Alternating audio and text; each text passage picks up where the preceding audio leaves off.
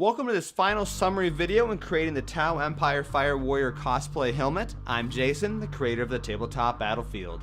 At this point in the build, I've got everything done except 5 things. That's what we're going to work on today. But before we talk about those 5 final things, I want to talk a little bit about how I painted up this particular helmet. The process of painting the helmet is pretty straightforward. I went ahead and started with a flat black spray primer. Then using spray paint, I went ahead and applied the green base and orange stripes that my Tau always seems to have.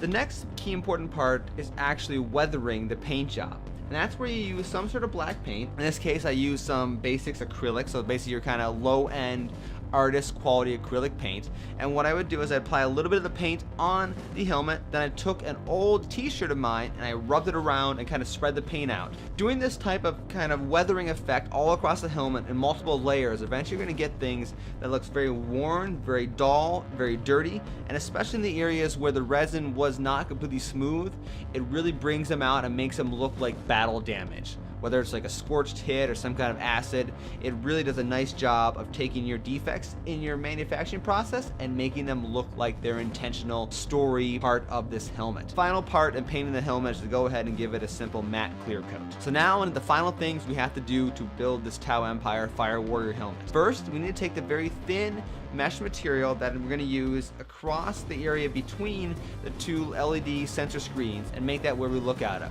So I'm just going to cut a few pieces of material, very small squares, and use hot glue, glue them down so that they're fit over that tiny little area I cut out that we're going to be looking through. I found that 1 layer wasn't enough, so I went ahead and applied a 2nd layer, and that was plenty good enough.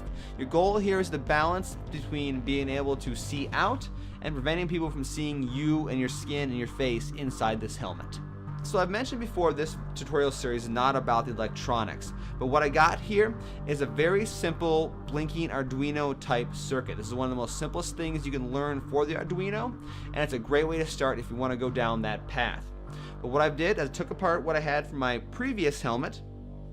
I then put the LEDs in the various locations, and I glued down the plexiglass which contained the 2 main LEDs and the 2 big sensor screen areas. Now, to give those sensor screen areas a normal color when the LEDs are not in like dark light, I took some orange 1/8" craft foam and I glued it behind, so now the big circles will always at least be orange even in the bright daylight where you may not be able to see the LEDs. Steps 3 and 4 kind of got merged together, to be honest with you, so they're kind of one and the same, but what they come down to is 1, figuring out where the various straps are that you're going to wear to hold this helmet on. For the final design, I ended up going with a chin strap that went from the very back around my chin and back up, and it just takes a bit of trial and error and being careful to measure how long these straps need to be. I attached them to the helmet using hot glue, and I also kind of glued them in place down by the actual latch.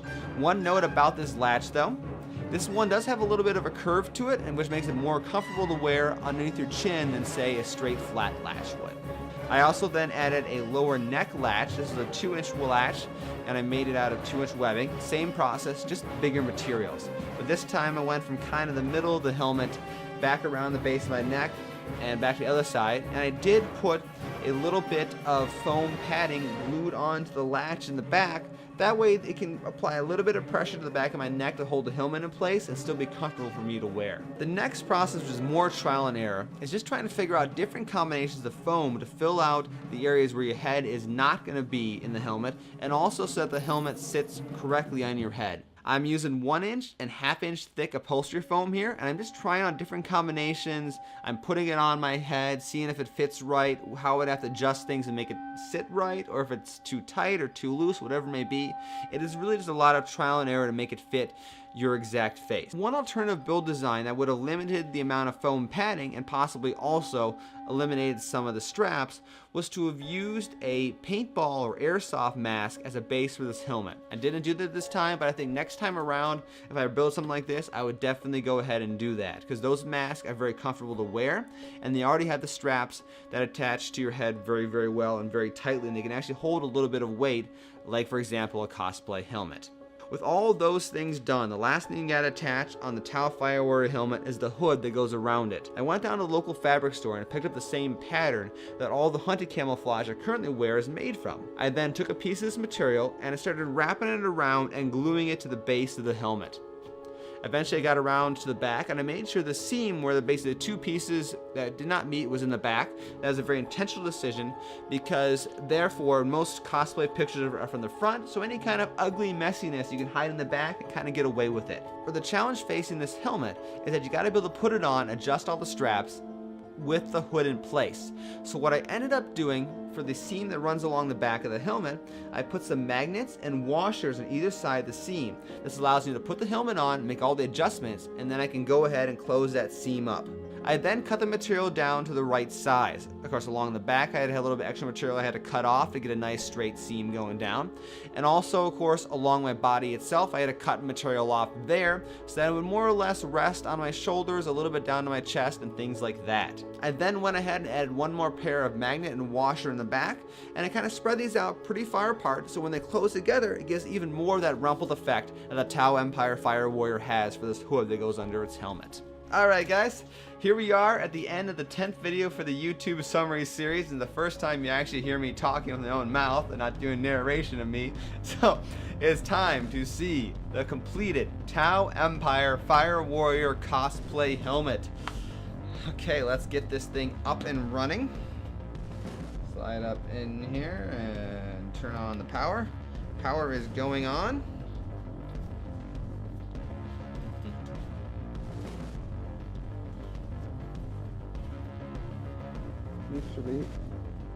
Yep, we're good.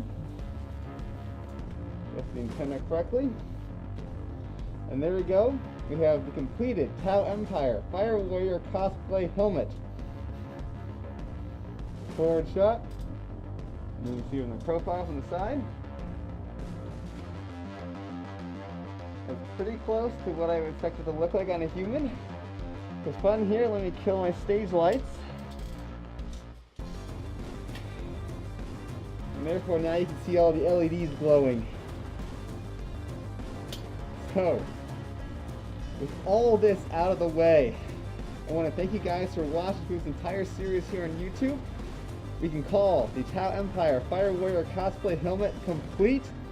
And with that, I want to thank you all for watching. Once again, I am Jason, the creator of the Tabletop Battlefield. You can of course subscribe here to this YouTube channel for more eventual costume builds, as well as painting videos and other sorts of random weird stuff, whatever I happen to come up with at the time. And of course, follow me over at twitch.tv/Rocco Robotics if you want to watch me create these weird, crazy things live. So once again, I'm Jason. Thank you for watching, and have a good night.